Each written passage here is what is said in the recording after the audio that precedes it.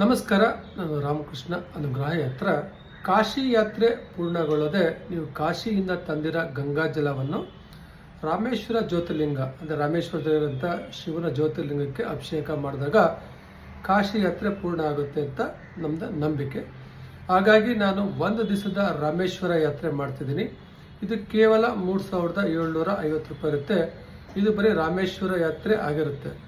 ಈ ಯಾತ್ರೆ ಹೇಗಿರುತ್ತಪ್ಪ ಅಂದರೆ ನಿಮಗೆ ಬೆಂಗಳೂರಿಂದ ನಿಮಗೆ ರಾಮನಾಥ್ಪುರಕ್ಕೆ ಮತ್ತು ರಾಮನಾಥ್ಪುರದಿಂದ ಬೆಂಗಳೂರಿಗೆ ನಾನ್ AC ಟ್ರೈನು.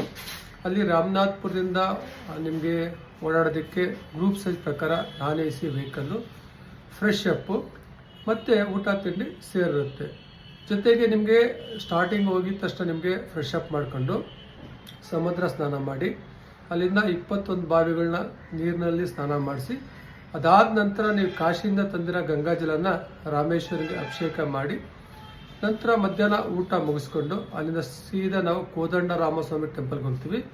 ಕೋದಂಡರಾಮಸ್ವಾಮಿ ಟೆಂಪಲ್ ನೋಡಿ ಸಂಜೆ ಧನುಷ್ಕೋಡಿ ನೋಡಿ ಅಲ್ಲಿಂದ ವಾಪಸ್ಸು ನಿಮಗೆ ರೈಲ್ವೆ ಸ್ಟೇಷನ್ ಬರ್ತೀವಿ. ನೆಕ್ಸ್ಟ್ ಡೇ ಬೆಳಗ್ಗೆ 10 ಗಂಟೆಗೆ ನಾವು ಯಶವಂತಪುರಕ್ಕೆ ಅಂದರೆ ಬಾನಸವಾಡಿಗೆ ಬರ್ತೀವಿ. ಇದು ಪ್ಯಾಕೇಜ್ ಆಗಿರುತ್ತೆ. ಹಾಗಾಗಿ ಇದು ಟ್ರೈನ್ ಪ್ಯಾಕೇಜ್ ಆಗಿರೋದ್ರಿಂದ ಬೇಗ ಬುಕ್ ಮಾಡ್ಕೋಬೇಕು. ಇದು 20 ಜನದಷ್ಟೇ ಗ್ರೂಪ್ ಮೆಂಬರ್ ಪ್ಯಾಕೇಜ್ ಇರುತ್ತೆ. ಬುಕ್ ಮಾಡೋದಕ್ಕೆ ಈ ನಂಬರ್ಗೆ ಕಾಲ್ ಮಾಡಿ. ನಮಸ್ಕಾರ. ನಾನು ರಾಮಕೃಷ್ಣ ಅನುಗ್ರಹ ಯಾತ್ರ, ಹೆಸರುಘಟ್ಟ ರಸ್ತೆ ಮತ್ತು ಕೆರೆಗುಡ್ಡದಹಳ್ಳಿ.